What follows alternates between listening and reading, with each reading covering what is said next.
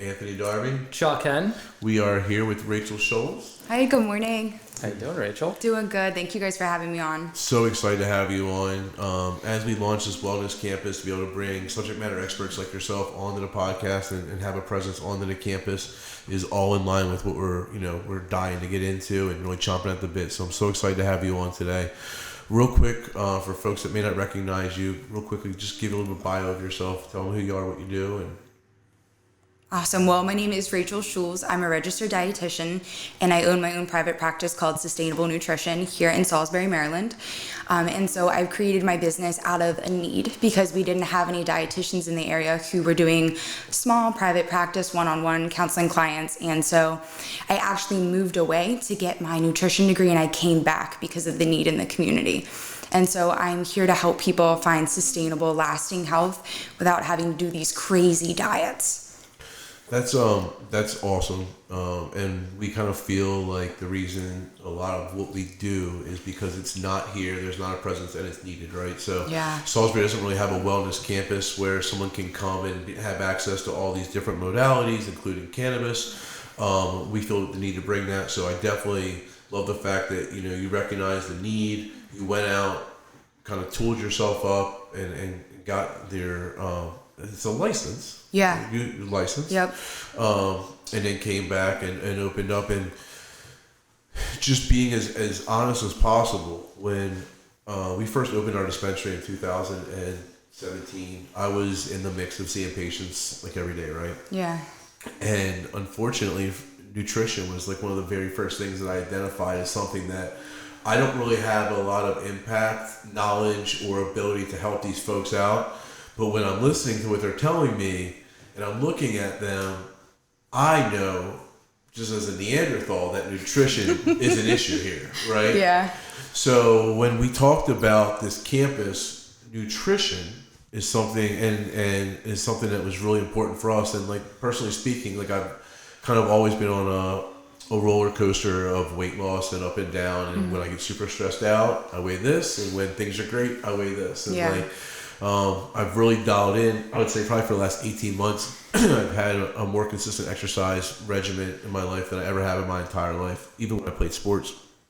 And that has been intricate in helping manage the fluctuation. Mm-hmm. But now I know to kind of get to that next level. And as you get older and you have these desires to get things like more energy and just be able to be more sustainable in your life, and you're like, wow, I don't want my body to deteriorate anymore. Like, it was one thing when I was 22 and I wasn't thinking about any of this, but now like I slept wrong and I can't move my arm for a whole day. Like everything matters, right? At least in my mind, like I think a lot of the folks that come to us, they're looking at a wider scope of, okay, I know that like I may be having some anxiety issues, but is actually what I'm eating or drinking feeling that anxiety? Maybe it's not all just like me and when I'm trained and when I'm conditioned, but it's actually what I'm putting in my body, right? Absolutely. And we talk a lot about gut-brain health and the connection there.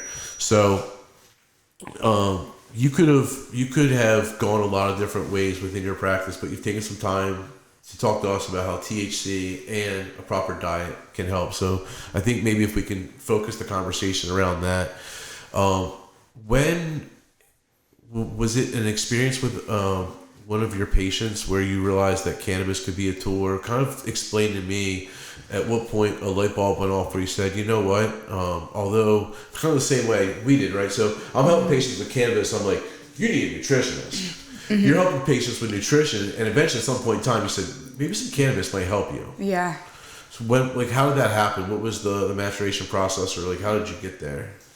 It actually started before I became a full-fledged dietitian. So I was watching my dad. He's had 14 knee surgeries, and I was watching him be stuck in chronic pain. And they just kept prescribing different opioids over and over and over again, and his quality of life just started to deteriorate.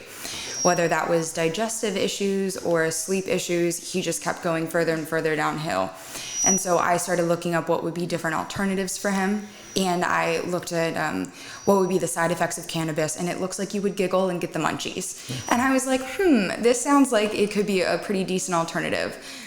So I started doing my research on that, and then I realized, hey, this could be a great way to bring down inflammation, manage pain, get better sleep, and actually get him to the point of fully recovering. So seeing firsthand your father go through those experiences and then have some benefits from cannabis was kind of eye-opening for you then in terms of understanding how cannabis could be used as a tool.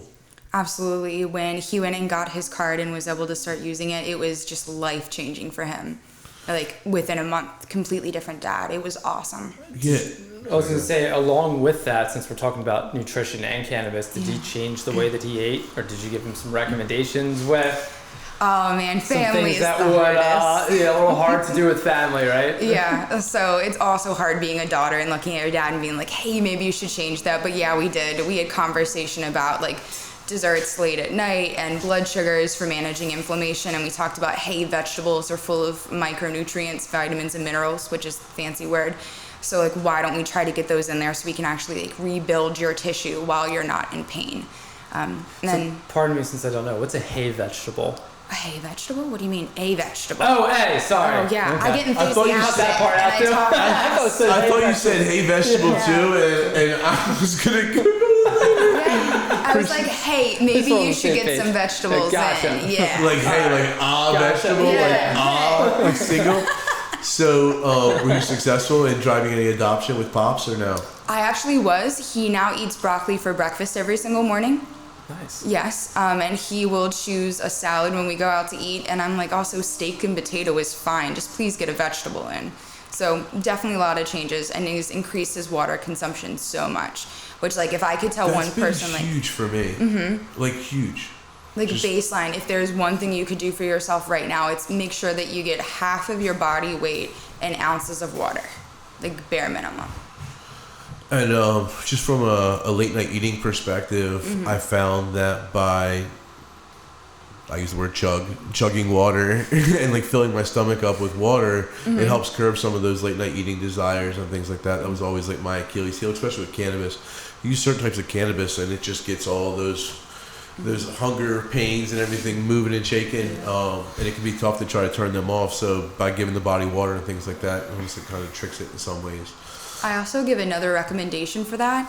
So if you're not having digestive issues and that's not why you're taking cannabis, and it's more for like relaxation or sleep, I say eat a full meal, like a big meal at 7 o'clock, and then smoke afterwards, because I feel like smoking almost heightens the sensation of feeling full, and so people are less likely to munch afterwards.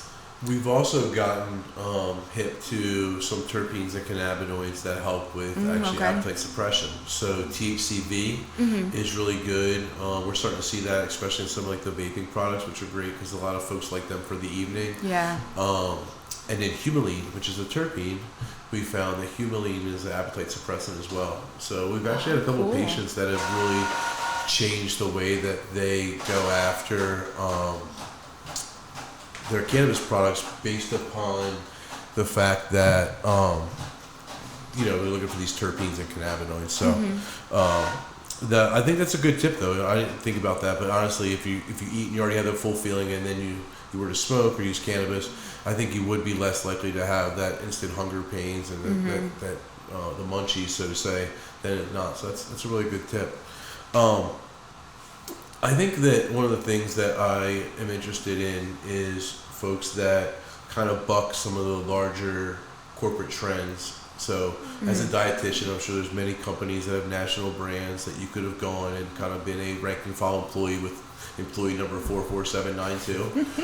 But you were crazy enough and maybe naive enough to go out and start your own practice, right? I would say both of those things are pretty accurate. You have to be to start any type of business, I think. Kevin Plank has a quote, and I'll butcher it, but it's something that was basically like we were naive enough to not know that we couldn't accomplish what we accomplished. And that's like the juxtaposition is what you know every day that you accomplish feats that you probably shouldn't and are like extraordinary. But at the end of the day, like you have to do that over and over and over and over again to have a sustainable business, right? Especially when you're on your own. And that's, I think, what the challenge is. So you had the guts to go do that, but why didn't you want to just join some pre-established brand? Like what were some of the things that you felt, you know what, I need to do this on my own because I have these very strong beliefs? I think the biggest one is misinformation. So you've got so many people who are getting stuck in these diet loops of trying things just obsessively over and over again. So they went on the Atkins diet, and then they went on a low-fat diet, and then they went on a keto diet, and they keep going. I can't figure out how to get health. It seems like a mystery to me. And I'd be lying to you guys if I said that I wasn't one of those people. I was constantly trying to figure out, like, how could I feel better? I know that inherently something is wrong, and I'm not being told what it is. I feel like I just got to a point where I was like, I need to get to the bottom of what this is. And one, I need to be able to figure this out for myself. But two, then I need to share it with people. And the biggest misconceptions that I'm finding is, like, the more restrictive of a diet you have, the better results you're going to get. When it's all about sustainability, it's what you do every single day that matters. Because people will lose the 30 pounds in 3 months, and then they just put it right back on. And then I come and I see them again. And I'm like, we're just stuck in this loop, guys. And all the while, they're like, my knees ache, I'm not sleeping well, I don't feel good, like I'm having digestive issues. And so getting to the bottom of that is what really, really inspired me. Is that part of, like, when you talk about some of your notes, like kind of intuitive eating? Does that kind of correspond with that a little bit? And I guess the reason that I ask is like to your point, I've seen people, and I know people who have, like, for this month I'm just doing this, I'm going to lose 30 pounds, and the next month it's like, you're going to gain 30 pounds back because it's so restrictive. You just put yourself in this hole, in this box, and you just can't fight out of it. Where if you adopt something that's a little less regimented, I guess, but to your point, you're able to sustain on a day in and day out basis and have that longevity. I guess, is that kind of the basis of, I guess, your practice? Absolutely. And so I mentioned intuitive eating because it's two dietitians who created intuitive eating, and fully acknowledging that this is a big mental component. It's not like something like a sport where you can choose to do it or not. You need to eat probably 3 times a day minimum, depending upon the person. So, like, you're faced with this, like, the emotional beliefs that your parents gave you, society gave you, and then you've adopted. So we're having to work through some really deep stuff to try to separate how can you choose food based on making you feel good, not because you feel a specific way and you're trying to placate an emotion. Yeah, and I come from a family of this. I mean, my mom had gastric bypass surgery. It was something that if you talk about, like, the family roots and stuff. Yeah. And you see that, like, now as a parent, and I watch other parents, and I see, like, a mom, like, maybe a 7-year-old girl who's skinny, and the mom's like, oh, be careful how many calories. I'm like, she's 7. Like, yeah. Careful, right? Like, and then the opposite of that, you see the mom, and she looks like she's significantly overweight, and she's got her 2 kids in a grocery store, and you're looking at that cart, and, like, honestly, like, I'd be lying if I said at this point now, like, my heart doesn't hurt. I'm like, they don't stand a chance. Like, they're going to have, and I understand all the mental. For me, I guess I'd almost have to be convinced of the physical side of eating, because I'm so well aware, so mindful of the mental things of both eating disorders, of anorexia, the opposite side, versus overeating. My mom was an Overeaters Anonymous. Like, I mean, I saw, like, the whole thing, and I saw how much her mindset changed when they took the weight off of her in an arbitrary way, right? Yeah. So, I think that intuitive eating and just understanding the lifestyle modifications. You mentioned the restrictiveness. I think to Chuck's point, like, so many people fail on a diet because it's so restrictive off the bat. It doesn't meet their lifestyle needs. And then what's the mental ramifications of that failed diet? Now, like, they feel guilty every time they eat, and they look in the mirror, and they feel a lack of self-worth. All these different things that tie in. So for me, the diet that I chose is fairly restrictive from a time stamp perspective. We talked about this earlier, where I've been doing some restrictive eating where I pretty much try to cut myself off at 8 p.m. and I normally start around noon for my first meal and kind of eat throughout then sporadically, and to fill myself up. And that actually didn't feel very restrictive to me, as opposed to trying to say, like, you can't have a single drop of sugar, or you can't have a single carb.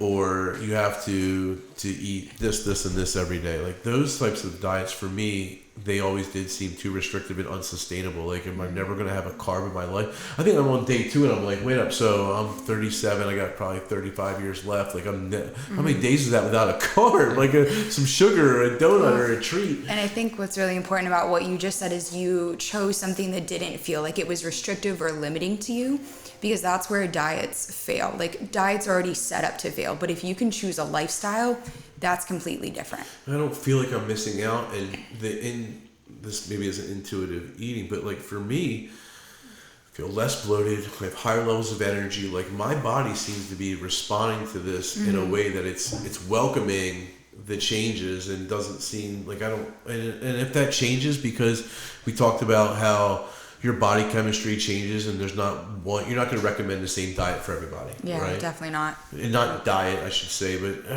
is that what you say? Is because if we don't think of the word diet not as a 2-week fad, but as your diet, like, is there a better word for that, or is that? Like... I'm so glad you brought that up. So with intuitive eating, it's all about listening to your body's signals.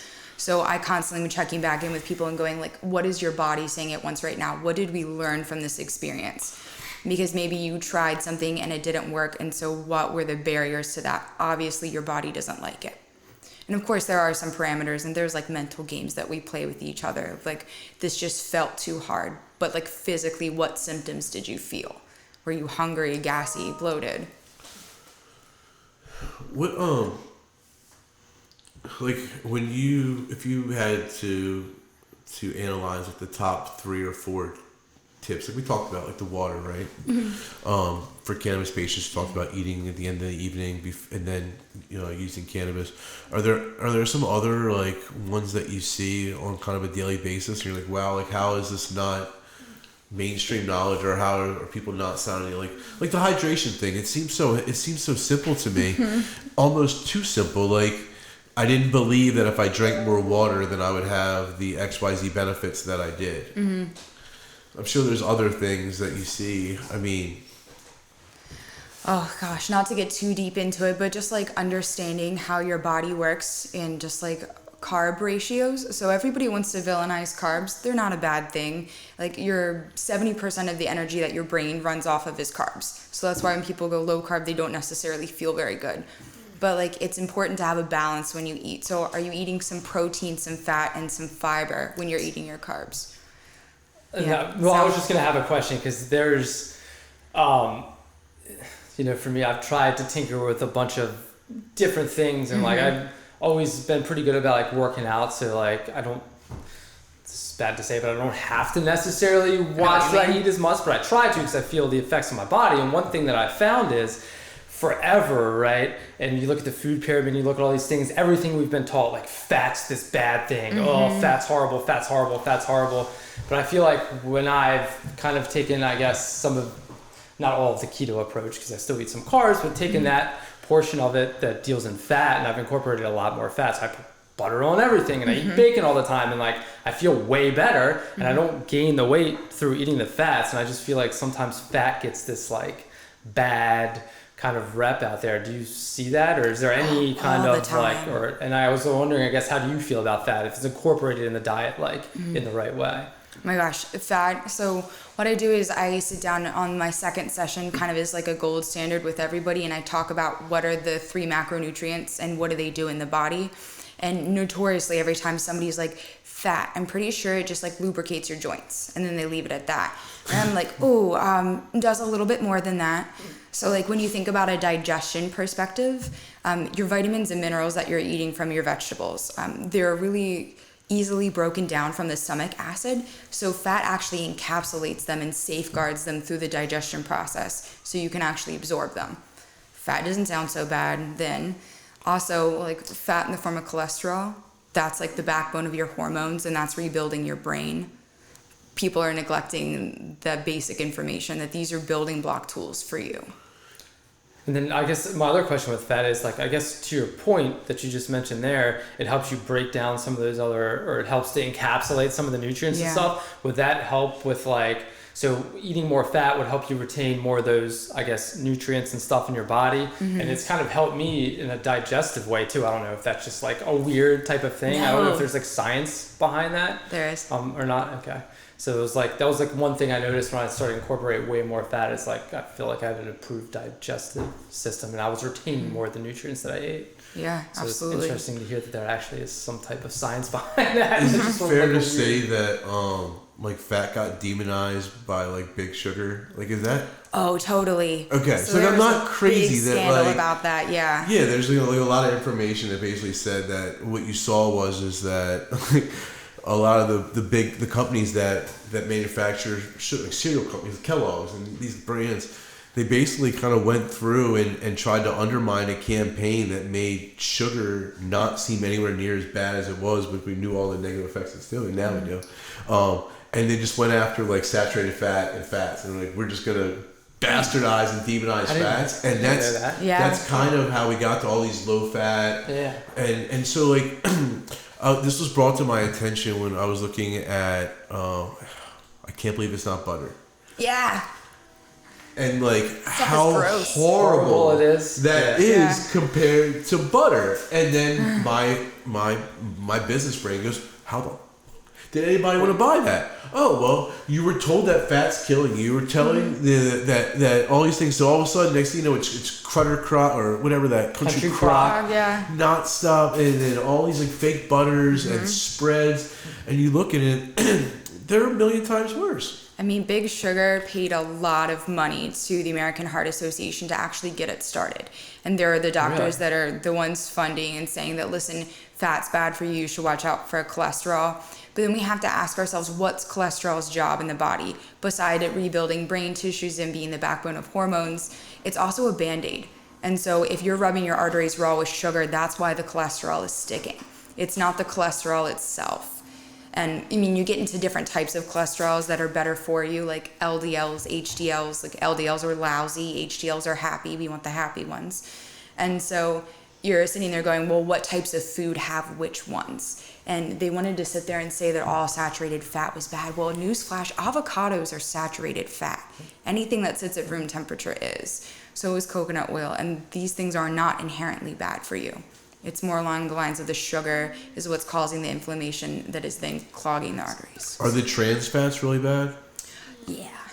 And those are bad. Mm-hmm. Yes. We saw like a lot of like older stapled baked goods, things like burger cookies and things like that. They had been made with high levels of trans fats, and they had to basically like revive their formulas. A lot like the Christmas cookies. A lot of the stuff that was meant to sit for shelf stable for forever. And that's also where this kind of came out of, and that's why I don't want to throw like society under the bus completely, because it's like canned goods. They were built out of necessity for wartime.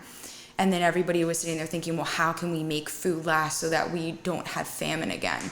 And so they're sitting there thinking, if we manipulate these fats in a laboratory, they're going to stay stable for years, which sounds great, but nobody had tested how does this impact the body. And so what America's not good at is recognizing our wrongs and righting them. And I think that's where we fall in short. And that's why I also want to be out there talking to people, because it's not that this food isn't inherently like horrible for you and people are trying to purposely undermine your health, but we've now created a flawed system where people are making a lot of money and they've got a big stake in the game, so they're not going to take it all back. Yeah, it's crazy how much our diet's changed from like just from a consumer and consumerism standpoint. Like when you were a kid, maybe you walked down to the store and like you saved up all week for like a 10-cent Coke, right? And you had a Coke that week. Yeah, and how big was the bottle? It was probably like only one of the little 10-ounce ones. bottles, Yeah. Right. Now you go and you get a 1 liter Pepsi for lunch. Yeah. And it's like every day. And then and so the consumerism of, and then the pricing of food, right? It's something that's always so frustrating, I think, to everybody is how come I can go get fried pork rinds for 89 cents, but if I want a salad, it's $4. If I want to get a sugary donut, 79 cents, but if I want to get any type of like an egg, and and it's not inherent. Like the cost of the food itself is not inherently that much more expensive to make healthy food versus not healthy food. It's how they market it and how they do it. I find that is something that I think is getting more and more recognition now. You know, I kind of feel like almost like in some ways like we were the age of having the blinders on. Yeah. Like we didn't know that the Mountain Dew was bad. We didn't know when we grew up, it was like the height of just like, I mean, my mom used to cook dinner and it was pull the frozen dinner out, put it in the oven. Yep. Oh, you guys want some breakfast? Here's some cereal. Pop-Tarts for lunch. Just like sugars, pre-packaged, pre-made foods. Like, and I feel like that's... And now with 3 kids, you understand why they did it. Yeah. Because it's hard. It is hard. To get kids to just eat regular foods. But like, I think about, to your point, like I got to a point where everything I ate was processed food. Yeah. And I wasn't eating any non-processed foods. And I think and now I got into the fear of like, what are the long-term repercussions of that? Because I did that for so long. You know, I'm so much better. It's crazy now, like how much different I eat and drink. I mean, I pretty much only drink water now. But it wasn't because like, it was out of necessity. Because if I want to perform it the way that I need to and chase around 3 little girls and still hop in and play lacrosse and try to have like a lifestyle where I don't constantly feel like I need a nap, like I couldn't drink soda anymore. I had to manage sugar crashes. I had to manage all these different things that were affecting my energy. Like for me, energy levels are like, it's one of the central points of where I focus everything. I work out because it gives me more energy and makes me feel better. I worry about my anxiety and depression because it soaks up my energy when I'm feeling anxious and depressed. I don't get to eat the way that I want. Like, it's crazy. Like, I used to be able to drink 12 beers and wake up at 8 a.m. and be like a performing employee. And now if I eat a Five Guys cheeseburger, I'm on the couch like, Lord, just take me. It's crazy. And that's part of listening to your body, which good for you for recognizing, like, this is not serving me. I can't do this any longer. And I think Brandon talks about this a lot, of the idea of if you want to figure out how something interacts with your body, don't take it for a couple weeks and then reintroduce it and see what your body says.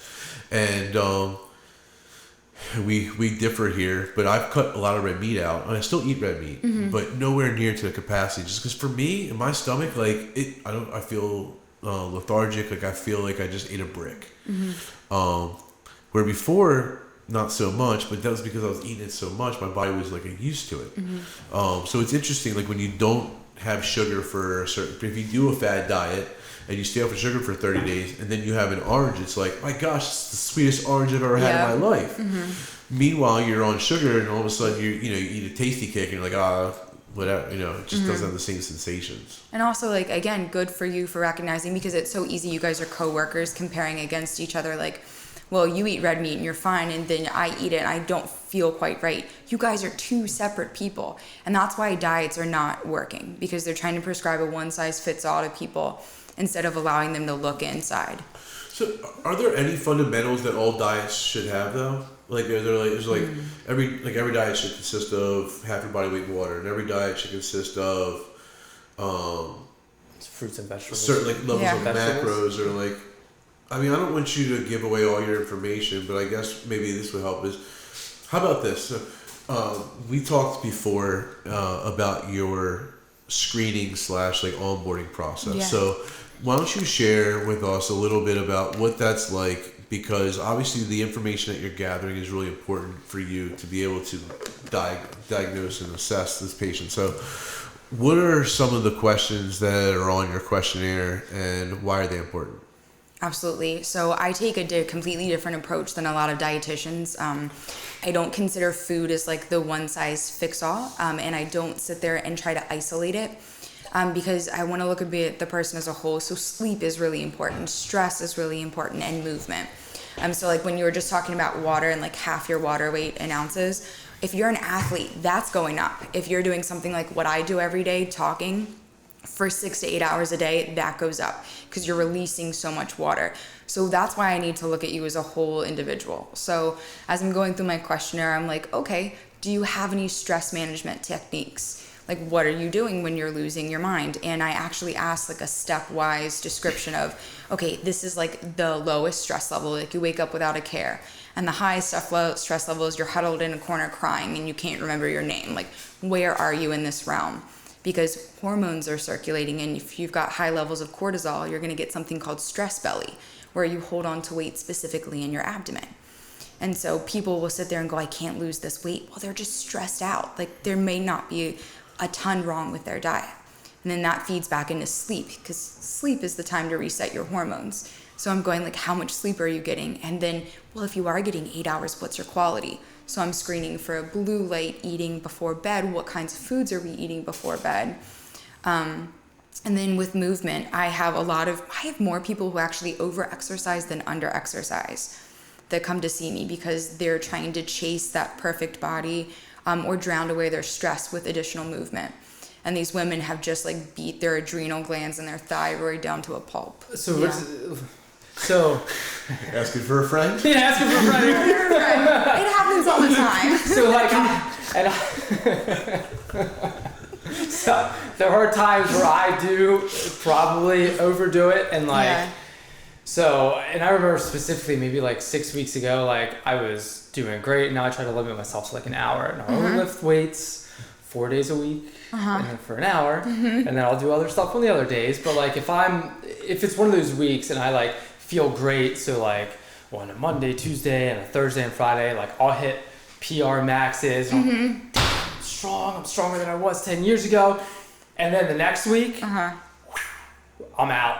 Like crash down, like not depressed, but just like groggy, irritable, just like the world's, not the world's class, but like just, I could tell that I just completely overdid it, and it will take my body an entire week to reset. Like I'll go in the garage and try to lift weights for 15 minutes, and I'll be like, oh my God, I can't even do this little weight that I could usually do at all. Is that part of like that overdoing and just complete like suppression of the adrenal, I guess, gland? I'm not sure how much you know about that. Just a random question since you brought it up.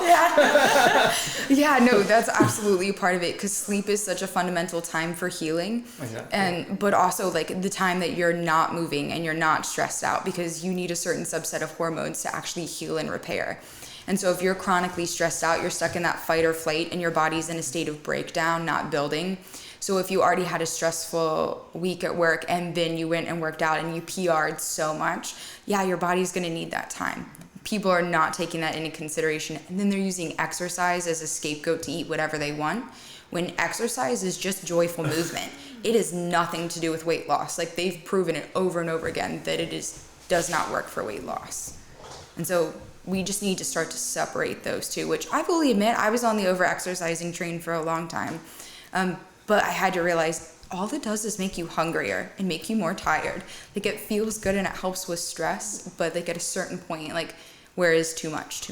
Yeah, and I guess that's like my downfall, is like that's the constant struggle for me. Not so much like the eating, like I've never really eaten sugar and stuff like that, which is like a good thing. But I just go through these cycles where I'm like, all right, I feel great, like I'm 25 again, crash. And it's like, oh.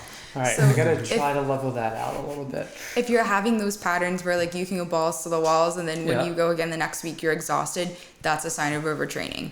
If you're not getting good quality sleep, if you cannot stay focused in a meeting, also uncomfortable to talk about, but like low sex drive, is that's something that's happening too. Like, we need to stop, because hormones, again, they're just constant signals that are being sent back and forth.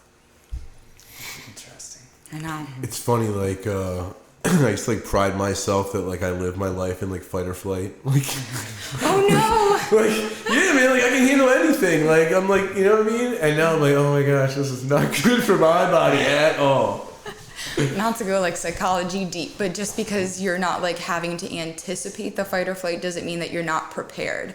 So like, you've got life experiences that make you prepared. You don't have to hang out in that zone. But I used to like, and I think it's education, right? But like, I used to like pride myself on not sleeping. Like, I used to like, it was a badge of honor that I could wear, that I could outperform. Like, you're less than me because you need 6 or 8 hours of sleep, and I only need 4, and like, I'm not a pussy, and like blah blah blah, I'm a tough guy. And like, I realized that like, that's cool when you're 22, but when you're 32, like, there's repercussions from that. Maybe you got up, but the quality of life you had that day isn't the same, and like, I realized, okay, I gotta get some sleep, and just like, just taking care of yourself, like as two guys here that like, I think a lot of times guys judge their wellness on what they're able to do. So very much so. I PR'd last week, great shape. Maybe that's not the full picture. I lost 20 pounds, like I'm in great. Like maybe that's not the full picture. So like just trying to understand like the sleeping, the eating, the taking care of yourself when you're not just sleeping. Like there's still time where you need to do some meditation, or you need to like rest the brain but not be sleeping. Like there's an intermittence and understanding just the needs of a body it's going back to kind of that Eastern style of things of trying to get back to preventative and not just. I come from parents that were sick a lot. I mean, my father was very, very sick, died early at 62. My mom had a slew of health issues until she got gastric bypass and kind of changed her lifestyle. When I saw those lifestyle modifications that she did and how much better her life is, and now she's able to run with grandkids and stuff where she wasn't able to run 15 or 20 years ago. Yeah. So it's just wild. And I think to tie this back to your point, I really found it important, and almost like the only way that I think it can make sense is if you're looking at sleep, stress, movement, along with nutrition. Because for us, like those things are all interconnected. For me, it's all interconnected. You made a joke about you can't just eat whatever you want and work out. The first time that I completed all 90 days of P90X, I ate whatever I wanted. I would go to Cold Stone for lunch and just eat Cold Stone lunch food because I was like, fuck it, I have to work out today. They're going to make me do this horrible 90-minute workout. I'm going to eat Cold Stone for lunch. And I was young enough that I could do that kind of stuff without like... People forget that like literally what you physically eat remakes you. Literally. So it's like, are you going to be eating something that's artificial that's going to break, or are you going to be eating something that comes from nature, which you came from, that rebuilds you? And that's like, who cares if you want ice cream? I love ice cream. I eat ice cream. But is it appropriate to have as like your main form of fuel? No. We may need to check that. But also, when we started this whole conversation, you're like, are there any other things that people could really focus on or need to know? And the biggest thing that I make everybody do, I don't care what you're coming to see me for, is stop calling food good or bad. Can you guys guess why I would even like bring that up?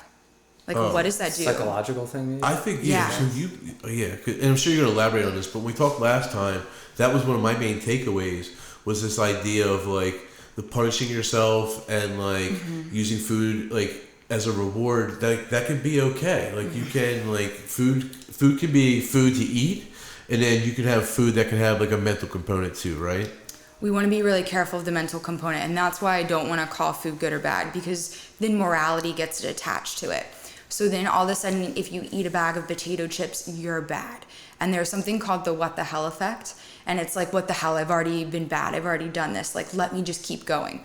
So how many times have you had 2 cookies? You shamed yourself the entire time for eating them. And then it crushed the bag. Yeah, and because you didn't even taste them. And you're like, I didn't enjoy this. And then 2, like, I've already been bad. Let me go ahead and keep going.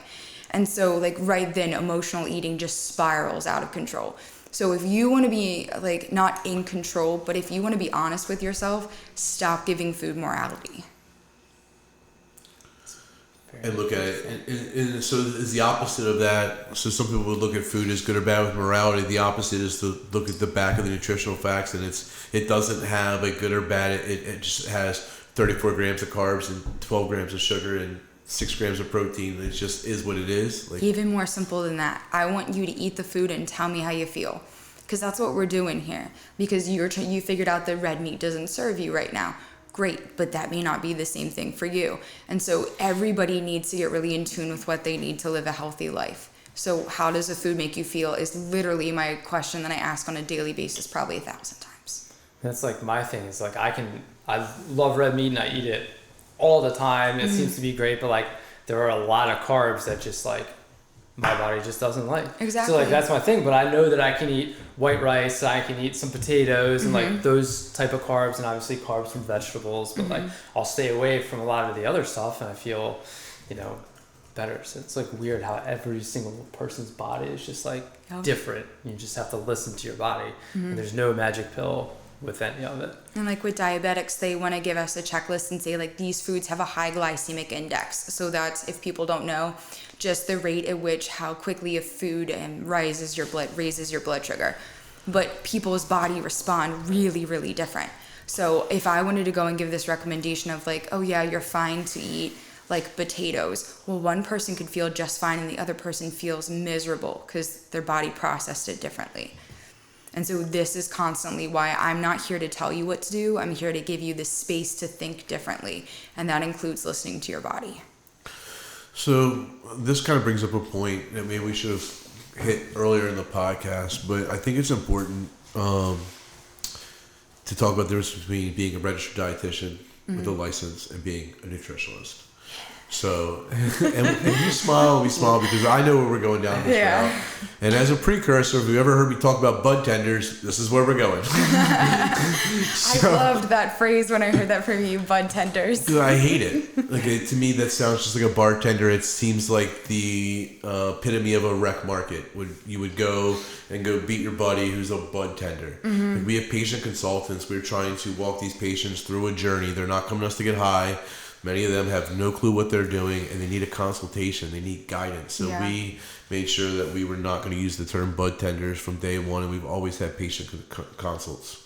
Awesome. It's just what we've called our employees that interact with the patients in the retail room. So in our new model that's changing a little bit, they'll be more focused on being product specialists and allow the patient consultations to happen on the wellness side. But the point that I'm getting at is I thought that it was a discredit to the medical industry to call the employees bud tenders. It doesn't ring medical to me. Agreed. Nutritionist versus dietitian, although it's maybe it's a poor analogy, but the idea is that it's much easier to become a nutritionist than to become a registered dietitian. The credentialing that you went through and the coursework that you've put together, in my opinion, is exemplary of what you would need to be able to do the type of work that you're doing. So I know that you can become a nutritionist off an online course for a couple of dollars, correct? Oh yeah, you can do it in a weekend. You can do it in 2 months. I mean, some are better than others, but nowhere near the type of supervision that I've received. Because I had to do a 4-year degree to then qualify to even ask to do an internship, which is 1,400 hours of supervised practice. About 50% of the people who apply actually get in. And so then from there, it's accredited by a university. So then you have to complete coursework, have the 1,400 hours of practice and supervision. And then from there, once you pass, you're then eligible to sit for your boards, which is a nationwide exam. But then you have to be licensed by your state. So that was for me, about 6-7 years of work. Yeah. And what I really like now is they're saying that in addition to having the 4-year degree, you need to have a master's degree, which I personally very much agree with, because I was watching a lot of women go through the dietetics course and they didn't care. And they got internships and they're like, well, I'll go and become a dietitian, but they did not have the passion or the drive and they weren't seeking the correct information. And so I'd rather have a narrow scope of people actually provide really great quality information than anybody can just be one. Yeah, it's what keeps that brand so strong, right? So if someone knows you're a licensed dietitian, then they understand that it's not just kind of run of the mill.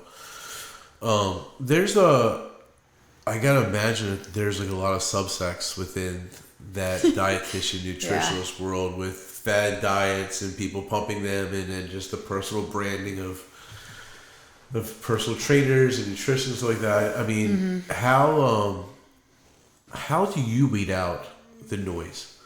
Because you need to stay up to date, and you have to have a growth mindset. You have to keep learning. But how do you, or maybe if you can, like, where do you go get your information, or how do you continually sharpen your tools without building it? Because the fad diets, they sound awesome, right? I mean, like they're catchy. That's why they're fad. They're built to be marketable. It's got to be intriguing. Is that like you're just like, oh? No, I take everything with a grain of salt, and until you can prove it right or wrong, I kind of take a neutral base of like, okay, so this might be on the table. We don't know. Science is science. But 2 great platforms that I go to get my information from are Rob Wolf. So he's a biochemist. So do you know Rob Wolf? Yeah, I've heard him through like the whole CrossFit thing back in the day. Yeah. And then Chris Kresser, and so he's a like naturopath practitioner. And he does create his own subset of health coaches where I feel a little bit about that, but he does a great job whenever he creates an article. He cites every single paper that he pulled the information from. So what's awesome is I can go ahead and read his interpretation of the data and what he sees in his practice, and then I can look at the research literally on the same page. And there have been a few times where I've been like, I don't know, I interpreted that differently. But then I have to step back and go, well, how many years have I been practicing? And then now let me dive deeper. Let me see. That's great that you have the references to be able to go and inform your own opinion. Yeah. The challenge in our industry is oftentimes there's no references. It's tough to do real research. So a lot of the stuff that we see is very much anecdotal testimonials. It's not always backed by it's never backed by traditional FDA studies as you would see for other drugs and other things like that. That's one of the challenges that physicians find with cannabis is that it's being packaged and sold to them different than any FDA drug is. FDA, they go in there and here's our clinical trials and this and that, we did this.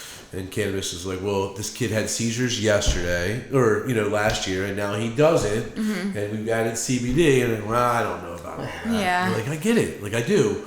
But that's all we have to work with right now. And we see what, with our patients now, we see what we're doing and we have to go off of that. I mean, it's not empirical data that we would like to have, but we know that it's valuable and it gives us enough to direct our patient scope. And that's why I like having you guys in the community, because you're coming at this from a science perspective and really wanting to make sure that your patients get the best care. So when I screen somebody and I'm like, hey, you're an appropriate candidate for a medical marijuana card, do you even know what your options are? At least I know when I refer them to you that they're going to be going to a safe space. Well, thank you. I really appreciate that. And the same thing with you. As we go out and we seek these subject matter experts in their own fields, we need to know that if I send a patient to you, your first recommendation is going to be, well, you got to quit the weed. But we all laugh and that's funny, but we literally have had patients go and be discharged from physical therapy, their general, their primary care physician, and their pain management practice because they test positive for cannabis. And they weren't doing anything shady. They didn't want their opioids anymore and they wanted cannabis. They were trying to get off of them. And our patients run into these things a lot. I personally ran into it myself. I went into I had a kidney stone and I went to the hospital and the woman asked me, this was like 2016 at Howard General in Columbia. She asked me if I used any illegal drugs and I told her I used cannabis. She goes, well, maybe that's it.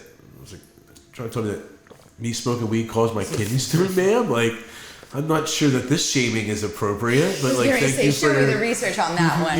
Easy cop out. Yeah. So to have someone that I can trust, that I feel is really an expert in their field and know that as long as the cannabis is being used in a productive way to improve quality of health, that's not going to be something that's going to be an issue with you. It's important. It really is.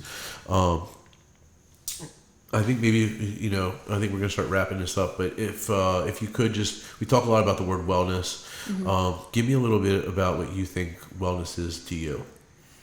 And I love this question because I think it can be taken so many different ways and it's really personal, and that's where my practice comes from.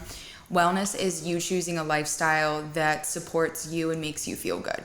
And so for some people that could be like really high intensity exercising, other people that's just yoga every day. And it could be different styles of eating, but it's whatever serves you and makes you feel wonderful. Yeah, because we see it. We see what I would consider people living well, and they do. They look at all shapes and sizes, different BMIs, different heights, different weights, different diets, different habits. But it's that feeling comfortable piece, right? That's so important. And I think that's, I wasn't, to tie it back to the nutrition stuff, I wasn't feeling comfortable with what I was eating. I wasn't comfortable in that lifestyle of my stomach hurting or not sleeping because I'm in a bathroom because I ate too much crappy food. You just got to be, and that's not wellness, but to the last point, it doesn't have to be that you can't ever have a cheeseburger, you can't ever have a food that you like, but it's just got to be in moderation to a point that you feel good and that it's sustainable, right? Agreed. Awesome. Any last minute? You sure there's not like one supplement I can take and not worry about anything else? I can't just take like a vitamin something and just call it a day. You're really gonna make me go out and crush a couple of McDonald's. Oh God, no! That's another big thing. There's literally no one magic pill. If there was, I've done so much research. I feel like I would have stumbled upon it yet, unless it's like hidden deep in like the jungles of somewhere. I don't even think it wouldn't be a pill then, people. Yeah, it's not out there. It's not in the dispensary either, in case anybody was looking over there. I mean, these are all tools, right? That's how we look at our supplements. I really appreciate it. We talked about supplements earlier, and you're like, well, my first approach is going to be to change in their diet. And then if all else fails, we'll use supplements, right? Yeah. And I think that's a fair analysis for a lot of folks. We now are going to carry a variety of supplements downstairs for folks that have deficiencies and need them. But they shouldn't be looked at as like a wall of golden arrows, right? This is a wall of little tools that you can put together along with eating more broccoli and eating more green vegetables, and then maybe taking a couple additional supplements of vitamin whatever, or using supplements for seasonal things. It's flu, cold season, additional elderberry syrup and things like that. So as someone who's now in the supplement business, we have to have a pragmatic approach to understanding that like we're not selling these things as silver bullets and just here, take this and you're going to tell your friends this is the greatest thing in the world. It's make that diet modification, add the supplement, use cannabis for sleep, breathing exercises for your stress, and then what's happened if you do those 4 things? How much better could your life be? I completely agree, because I think they're a fabulous tool if you use them correctly. Yeah. Thank you so much for coming on. This was awesome. I look forward to having you on campus soon and letting our patients interact with you more often. Thank you. Thank you, guys.